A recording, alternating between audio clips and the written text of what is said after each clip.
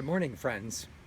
I wasn't going to have a midweek message this week, but in the heat of all the demonstrations and the happenings all across America, I just was compelled to speak, and so I am.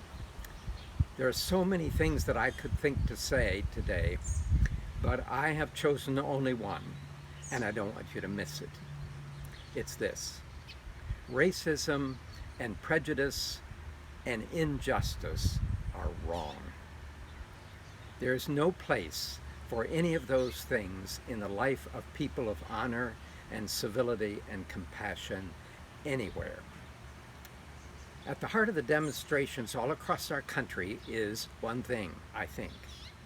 It is that embedded in the system and in the hearts of the people in the United States of America is a willingness to turn a blind eye to those things: racism, prejudice, and injustice.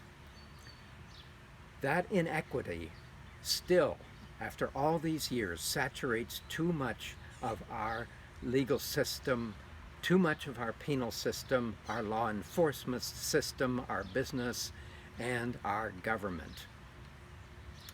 It has been that way since the beginning of our country, and is it any wonder that black people and people of color echo what the psalmist said with deep sadness and anger?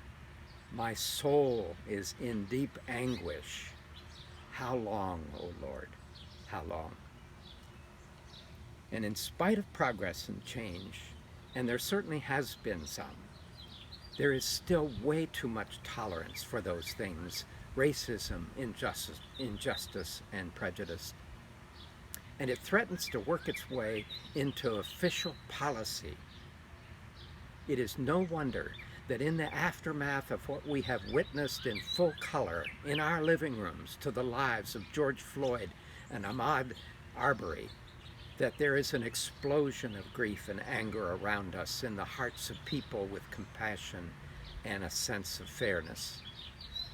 This systemic injustice, both in the system and in the hearts of too many Americans, is real, friends. It is not imagined. It is not surprising, if you're white, that you don't see it. But if you just listen to the stories of most African American, black Americans, and listen with openness and respect, you will see what you do not see when you live in and among only whites.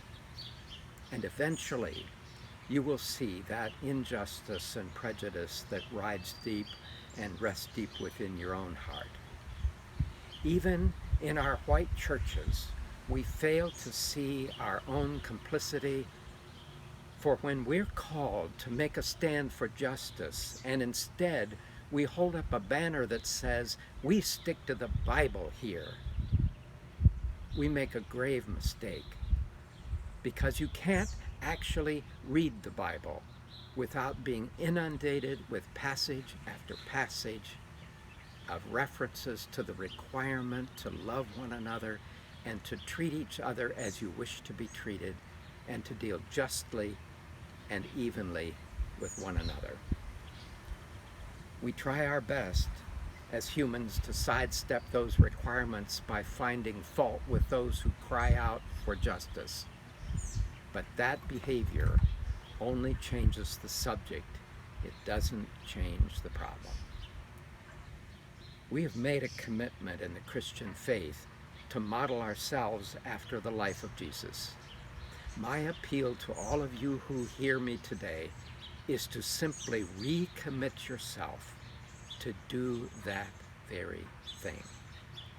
To do your best to see in everyone, black or white or any shade in between, to see them in the same way that our model and leader, Jesus, would have seen them.